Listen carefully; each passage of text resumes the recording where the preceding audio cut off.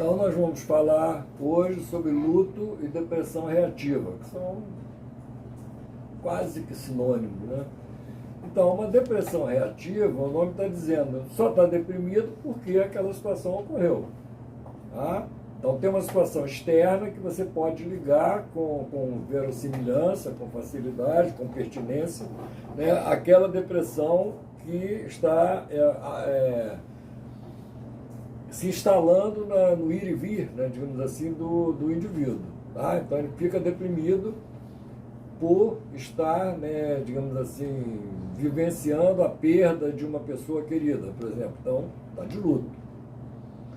Isso é tão forte, né, tão comum, né, que existe até a decretação de dias de luto para pessoas que fazem falta para a comunidade, cuja falta é reconhecida, né?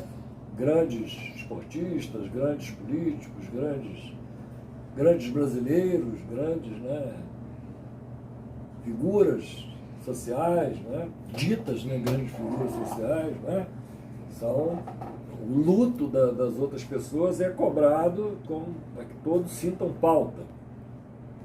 Tem aquelas imagens lá da Coreia do Norte que todo mundo tem que ficar rindo se o ditador quer que eles fiquem rindo, todo mundo tem que ficar triste se o ditador quer que eles fiquem tristes, não é?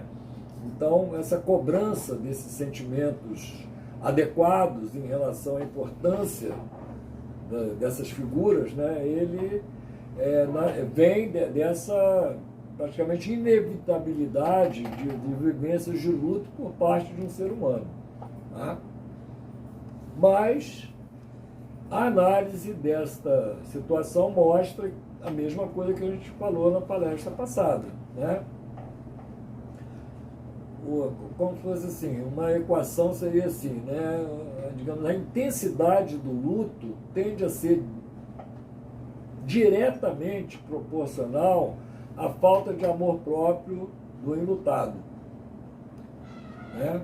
Então, o amor próprio é o antídoto para o luto, porque aquela coisa, ajudou, está presente e tudo, mas quem tem que cuidar de mim sou eu. Né? Eu não posso delegar para terceiros e para relações a responsabilidade pelo cuidado comigo. E as consequências disso aí também, logo, eu sou muito importante, né, para a minha sobrevivência e eu tenho que cuidar de mim. Com ajuda ou sem ajuda. Eu vou ter que me virar, digamos assim. Então não tem mais essa ajuda, não tem mais essa parceria. Isso vai afetar a qualidade de vida. Sim, eu vou ficar triste e vou ficar enlutado por essa perda. Mas eu vou precisar, a vida continua, como isso é colocado claramente pelos que ficam, né? E vai chegar uma hora que eu, quem sabe, possa ser objeto de luto para alguém, né? Ou para alguma coisa, ou não. Depende, vai depender não é da minha alçada, né? Definir se isso vai acontecer ou não. É da minha alçada eu definir que a minha vida continua e que eu vou ter que reconhecer que a minha vida continua e que, por exemplo, tem um sintoma muito comum, se morreu a minha mãe ou a minha avó, eu tenho que morrer também. Não, lê do engano, né? Expressão antiga, lê do engano. Né? Não tem por que você criar essa equação, né? Porque a outra pessoa viveu a vida dela, muitas vezes chegou aos 90 anos de vida, e às vezes com uma plenitude muito grande, principalmente se era uma pessoa ativa, autoritária, né, mandona, né, ela vivia a vida dela, digamos assim, subalternalizando todo mundo, né? Aí depois que morre vira um anjo, uma coisa fora do comum, né, e tal, né? Mesmo todos os defeitos são perdoados, são esquecidos, né? Mas com defeitos ou sem defeitos, o fato é que o meu tempo de vida é uma responsabilidade basicamente minha. Eu que tenho que cuidar do meu tempo de vida. Tá? E é inevitável que eu vá passar por situações de tristeza, luto, né, em relação a pessoas mais velhas, né, das gerações que me antecederam, o meu nascimento, que já estavam adultas, já eram adultas, na época em que eu nasci, com pai, mãe, avô, avó, tios, né? Tio-avô, tia-avó, né? E então essas criaturas mais velhas, né, digamos assim, mais idosas, elas tendem a morrer primeiro do que eu. Então eu vou ter que lidar com a perda dessas criaturas. Então eu preciso lembrar que o vínculo que é estabelecido dessa maneira inclui necessariamente praticamente 100% de, não é 100%, nada de 100%, né, digamos assim, mas uma porcentagem acima de 90% de expectativa de eu ter que passar por esse tipo de experiência, de ficar enlutado, de ficar triste pela perda de um avô, por exemplo, de um tio-avô, de um amigo, pessoas, né, mais velhas do que eu, digamos assim. Pode ser mais novas também, pode ser pessoas da minha idade, né? Pode acontecer também. Todas essas perdas podem acontecer, estão colocadas no contrato da vida, né, digamos assim. Como tem um contrato analítico, tem um contrato da vida também, o setting, né? O setting da vida inclui essas perdas, inclusive a minha própria perda também. Eu posso perder habilidades que eu tinha. Eu, por exemplo, não posso mais jogar futebol, eu adorava jogar futebol, não posso mais jogar futebol. Né? E o tempo, a idade vai mudando, né, digamos assim, a sua habilidade para certas coisas. No meu caso, eu não posso jogar futebol por causa do, já tive, né, problemas cardíacos e tudo, em cirurgia e tudo, então é desaconselhável que eu jogue futebol, então eu não posso jogar futebol mais. Agora, se eu ficar melancólico por causa disso, aí a coisa já muda de figura, né?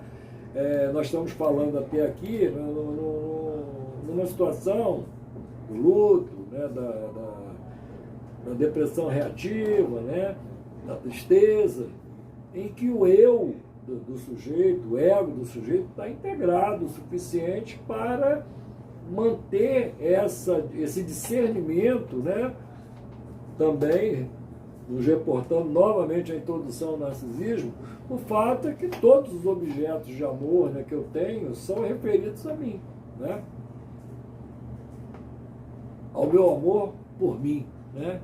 Então, esse amor pelos outros é uma emanação do meu amor por mim, em condições de sanidade. Né? Então, se isso não está acontecendo, está invertido, então parece que eu amava, né, entre aspas, né, muito mais a pessoa que está em falta do que eu mesmo. Então, se esse tipo de ocorrência está acontecendo, eu devo suspeitar das outras forças envolvidas na questão, que são a pulsão de morte, são a autoagressão, são a baixa autoestima, o baixo amor próprio.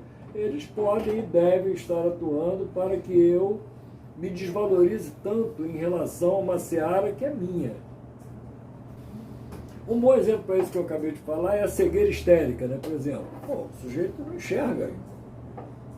Tudo normal, neurologicamente, asma óptica funcionando, retina funcionando, lobo occipital funcionando, tudo funcionando direitinho, mas o sujeito não enxerga. A explicação psicanalítica para isso é que houve uma regressão da pulsão de autopreservação para a pulsão de morte, a pulsão de vida, que dão origem, né, à pulsão de autoconservação, em especial a pulsão de vida, né, e a fusão da pulsão de morte pela pulsão de vida resultam na pulsão de autoconservação. Então, quanto mais fundida estiver a pulsão, né, a pulsão de morte em relação à pulsão de vida, quer dizer, quanto mais a quantidade, a capacidade de atuação da pulsão de vida estiver maior que a da pulsão de morte, né, nós vamos ter uma autoproteção mais eficiente. Então eu vou cuidar melhor de mim, eu vou ter mais, na medida em que eu tenha mais amor por mim. E para eu poder ter amor por mim, eu tenho que ter minha pulsão de morte realmente neutralizada, lá a nível pulsional, nem a nível de racionalização, falando que tá, que não sei o quê, que descobriu a pólvora, como é que funciona isso, funciona aquilo. Não, é a nível sômato-psíquico pulsional.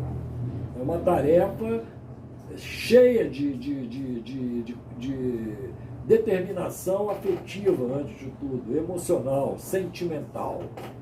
né? Desde que eu tenha entendido emocionalmente.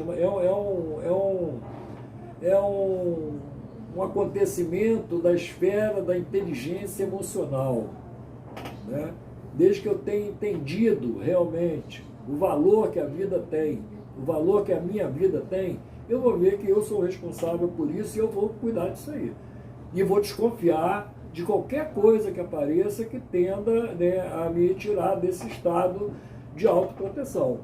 Então, é minha atribuição executar a minha autoproteção. Não posso terceirizar isso para grupos, para pessoas e etc. Né? Então, isso é muito que parece bobagem, a gente vai conversar mais vagar, né, com mais aprofundamento a respeito, né,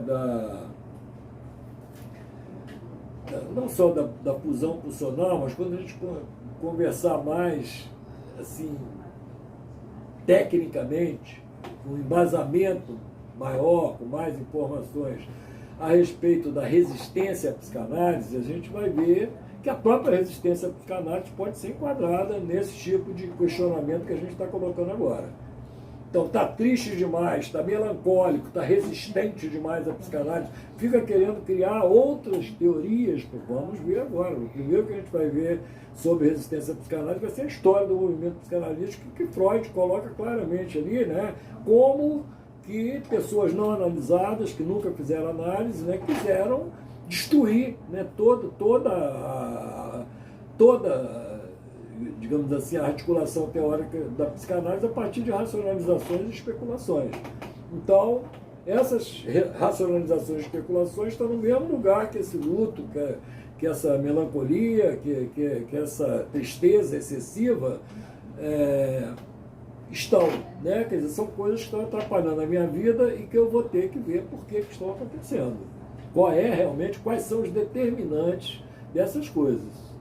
Tá? Então aí vai cair, né? Como é que é a minha estrutura? A minha estrutura é de uma coisa virtual, racionalizada, intelectualizada, referida ao outro através de uma linguagem, ou a minha estrutura é somatopsíquica, cheia de afeto, de sentimento, né? E esse sentimento de proteção por mim mesmo, que é fruto do amor por mim mesmo, que é fruto de uma conquista de trabalho nesse sentido, através da abordagem adequada da realidade, né, da observação adequada da realidade.